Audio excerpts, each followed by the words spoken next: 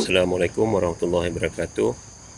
Okay, hari ni saya nak share satu ilmu bagaimana kita nak pasang yang border tingkap ni.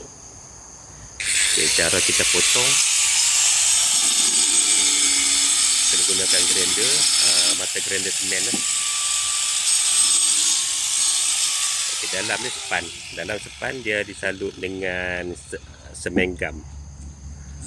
Kita potong yang semen tu, dalam dia boleh menggunakan mata gaji besi lah, ataupun grinder terus pun boleh.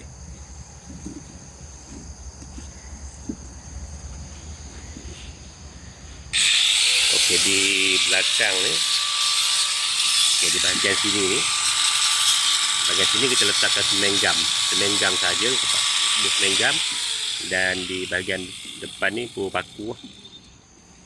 Okey, kita paku kalau macam ni 2 ataupun 3 lah. Kita buat 2 kan. Okay, paku bagi tenggelam, jadi semen balik. Itu semen dan seterusnya. Situ kita masih nampak lagi paku ni. Okay, selepas tu tepi-tepi tu kita finishing untuk semen gam lah.